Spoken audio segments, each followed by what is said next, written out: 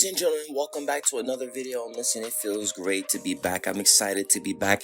As you know, when wrestling gets lackluster, when it gets boring, when it gets in that trough period, I kind of check out. You guys know I'm doing this for fun, but I do appreciate the support. I have to say thank you so much to everybody who's viewing the videos. Thank you for all the people who's subscribing. I encourage all of you continue subscribing, continue watching, doing all that good stuff. But listen, folks, if you're new here, thank you for being here. But if you are a recurring member, you already know what I'm about to say.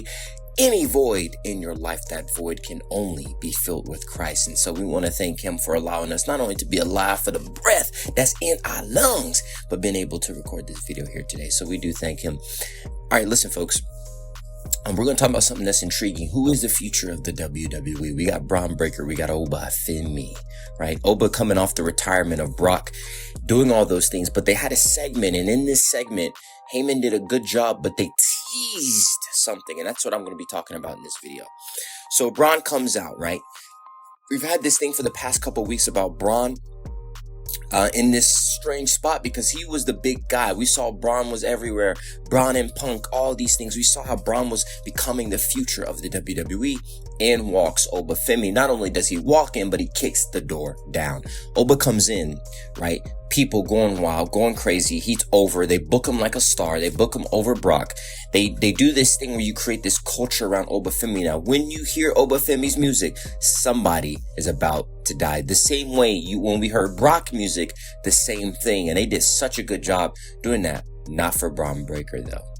And so Breakker's in this weird spot where he has to become the future of the WWE. But how does he become the future when you have this roadblock in your way? So BRON goes out there, calls Oba Femi out. Oba Femi, Paul Heyman comes out. And Paul Heyman said, BRON, this is not, wise to do X, Y, and Z. Oba comes out. Oba and BRON face off.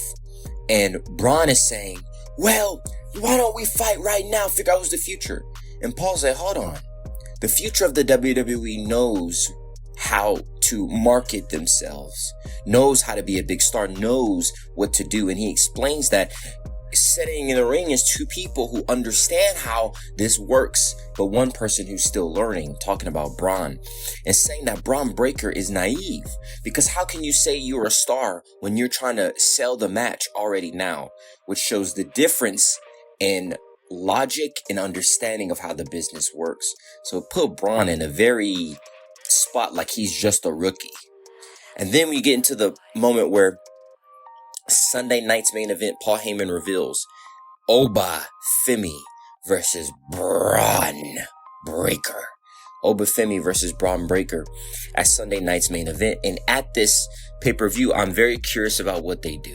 Because you don't want, honestly, none of them should be beaten right now because both of them are becoming their stars. So either they do some type of finish where it's thrown out because of how much they're brawling or whatever the case, or it gets to such a point where somebody interferes, whether that's Bronson Reed or Austin. I don't know what happens, but whatever they do, they have to do it in such a way that doesn't hurt either party, because these two are the only two coming down the pipeline who are the future, who you can point to say, okay, we can put them in these differing matches. So I'm very curious to see what happens with that, but I'm very glad because SmackDown has been running away with interest while Raw hasn't. It's been in this stagnant period, but this has brought the interest back. I wonder what you guys think. Who is the future? Is it BRON or is it Oba? And why is it BRON? Why is it Oba? I personally believe that, in my opinion, Austin Theory is the future if he was booked right. They've given Austin every chance, but he struggles with trying to connect to the crowd. I believe LA Knight is the future. That's who I would be. That's what I would be doing.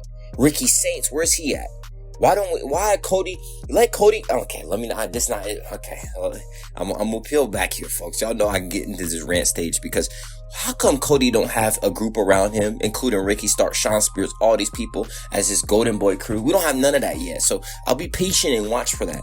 But in terms of Oba Femi and BRON Breakker, I think if I would choose a winner, you have to go Oba. You can't have BRON unless BRON surprises everybody and breaks Oba Femi.